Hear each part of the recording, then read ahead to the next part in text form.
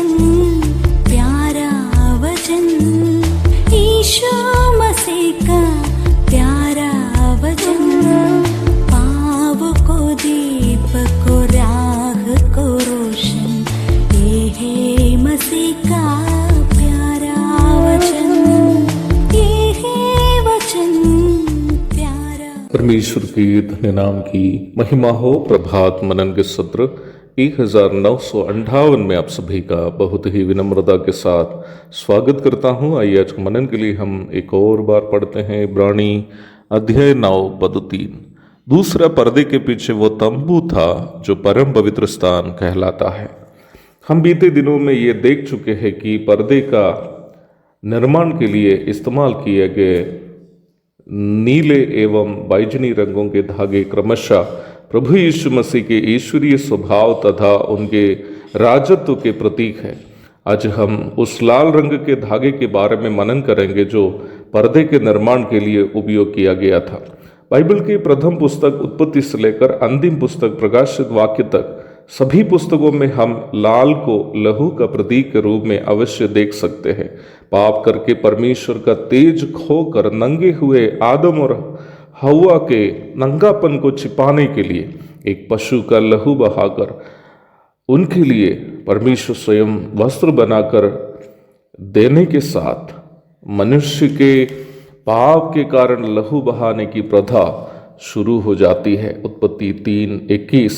पुराने नियम के पन्नों से गुजरते समय मनुष्य के पाप के कारण प्रायश्चित के रूप में बलिवेदी पर लहू बहाकर तड़प तड़प कर मरे हुए अनेकों निर्दोष पशुओं के दिल दहलाने वाले रोने की आवाज हमारे कानों के पर्दे पर बार बार आ पड़ती है।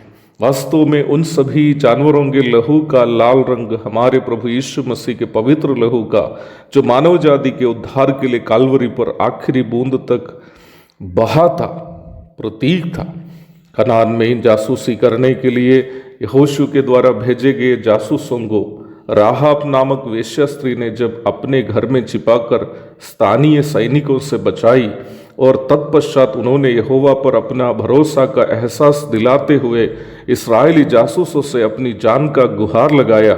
इस्राएली जासूसों ने उनसे कहा कि इस्राएल जब यरीहो पर चढ़ाई करेंगे तो घर की खिड़की पर लाल रंग के सूत की डोरी बांध देना ताकि इस्राएल राहाब और उसके घराने को मृत्यु से रिहा कर सके। यहोशू 2:18। मुझे इस बात पर निश्चितता है कि जासूसों ने राहाब से लाल रंग की डोरी बांधने के लिए यूं ही नहीं कहा था। लगभग 40 वर्ष के पूर्व उनके पूर्वजों को मिस्र की गुलामी से छुड़ाने के लिए मूसा के आदेशानुसार 1 साल के निर्दोष मेमना को काटकर उसके लहू घर के दरवाजे पर लगाई गई बात उनके मनोरथों में अवश्य रही होगी। मेमने का लहू के अलावा मृत्यु से बचाने की ताकत किसके पास है? राहाब नामक व्यभिचारिणी स्त्री के कठोर पापों को मेमने के लहू के अलावा क्या चीज साफ कर पाएगी? सालों के बाद परमेश्वर के उस मेमने को जिसका परिचय यूहन्ना बपतिस्मा देने वाले ने इस प्रकार किया था कि ये वो परमेश्वर का मेमना है जो जगत का पाप उठा ले जाता है। कलवरी पहाड़ के ऊपर खून से लथपथ होकर सैनिकों के द्वारा पहनाया गया लाल रंग के बागा में आप देख सकते हैं। कलवरी पहाड़ प्रभु यीशु मसीह के पवित्र लहू गिरने से कांप उठे होंगे। कलवरी का यह दृश्य एक ऐसी बात है जो मेरे हृदय को काफी प्रभावित करता है, जो मुझे कलवरी के क्रूस के बारे में गाना लिखने के लिए भी प्रेरित किया है। यीशु मसीह के लहू से सजे हुए कलवरी का दृश्य मेरे हृदय को जब ताजा किया तो मैंने इस प्रकार गाया, मैं न भूल सकता उस कलवरी, खून में लथपथ था जहाँ मेरा यीशु मसीह। परमेश्वर को इस बात पर जबरदस्ती था कि पवित्र स्थान से अति पवित्र स्थान की ओर प्रवेश करने वालों के मनों में वध किया गया मेमने का तस्वीर अवश्य हो। आराधना की परिपूर्णता स्वर्गधाम को छोड़कर यह संसार में आकर मनुवंश के लिए कुर्बान होकर महिमा पाए हुए परमेश्वर का मेमना यीशु मसीह का दर्शन करने पर है।